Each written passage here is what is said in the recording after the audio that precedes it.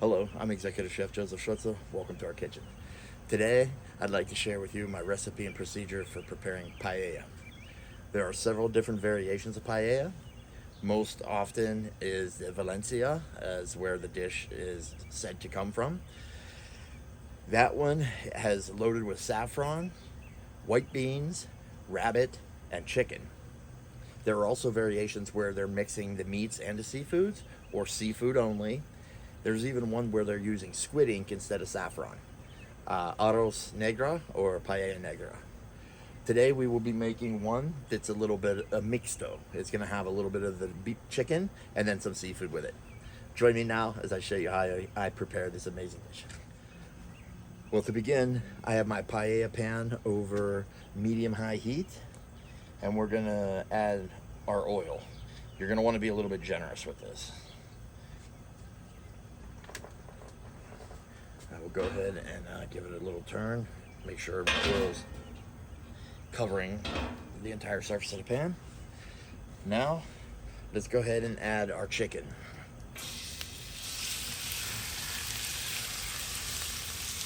I always begin with searing the heavier, denser meat. We'll continue to cook this for about 7 to 8 minutes till it gets a nice golden brown all the way around. Now that we got some color on the meat, let's go ahead and remove it.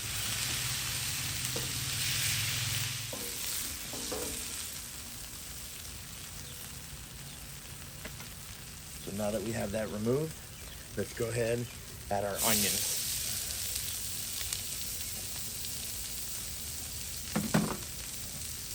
Go ahead and give this a stir real quick.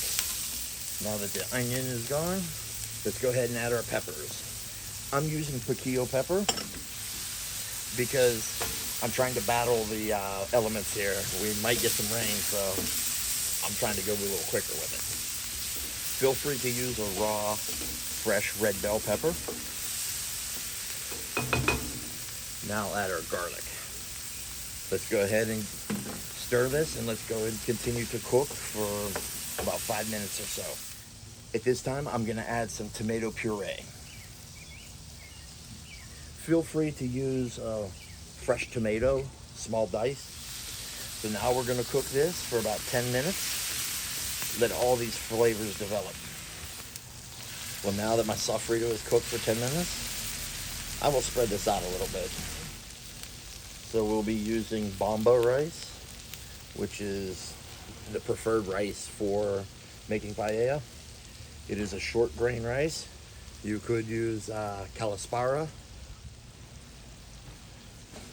Now we'll go ahead and mix this through.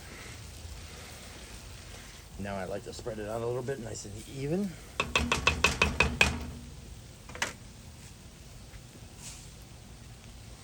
Let's go ahead and add our chicken back to the dish.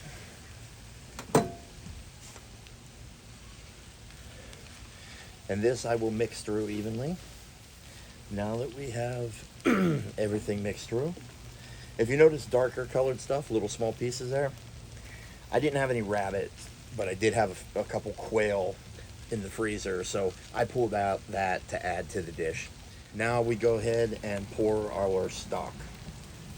I have chicken stock that I have already the saffron in it. I recommend highly doing this way with your stock to develop more flavor and color from the saffron. Whereas if you were to just put the threads into the rice, it won't get that even of a color. So now I gently move it around to ensure that all of the rice grains have made contact with the stock. Moving forward, do not touch it. We will not stir it or anything. And the reason you don't stir it is probably one of the most important parts of the paella, and that's called the sacarat. That is the slightly burned, crispy rice bottom to the dish. And the only way you get that is by not stirring. So now we're going to allow this to simmer for about 10 to 15 minutes. Once that's simmered there, the chicken is almost done. We will then finish off with our seafoods and then continue to cook until the seafood and the rice are done.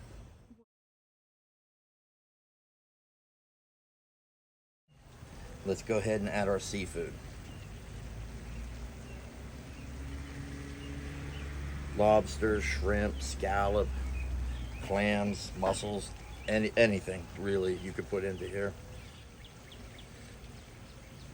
Well, let's go ahead, get our mussels in here.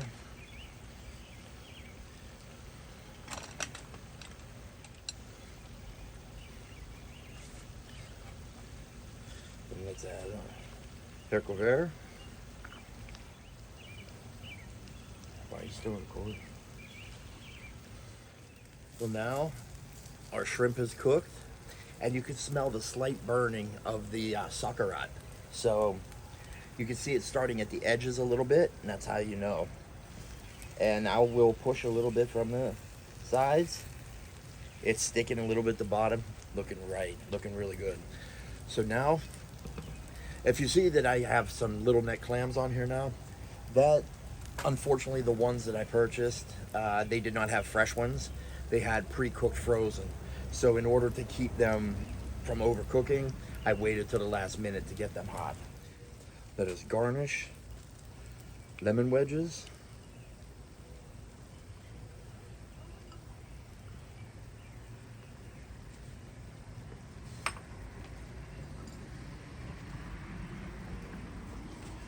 And parsley. We'll allow it to set for about 5 minutes or so, and then we're ready for service. Well, there you have one of my versions of paella. It's an amazing dish, and talk about the ultimate one-pot meal. From a tapas standpoint, you could serve probably 20-30 people out of this, and for an entree, you could get probably 10 to 12 out of this. I have a 17-inch paella pan, and that is, it took the 1 kilogram bag of rice, and you see how it filled the pan perfectly. Speaking of the pan, did you know paella is the name of the pan? The dish is actually, the word paella means frying pan, so the dish is named after the vessel in which it's cooked and served in. Quite similar to risotto in Italian food, where the dish is named for the cooking process, not an ingredient. Well, some takeaways. Number one, it's okay to have a little extra stock if you need to. Cooking outdoors can be a little challenging when you have, wind. It's gonna blow your flame around, which would make the dish take longer to cook. You might burn a lot of it off if your temperature's a little too high. I do recommend using a paella burner. They are a little bit pricey, but make do if you have a nice high output burner like I do. That really seems to work well, and because it's high output, I don't need to crank heat up very far for it to get cooking. Trust the process.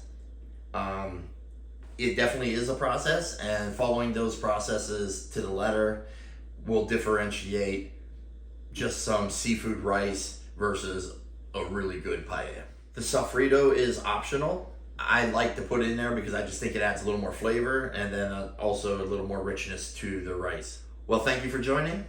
Hope you enjoyed the presentation. Give it a shot. Let me know how it turns out for you. Yo, Paella.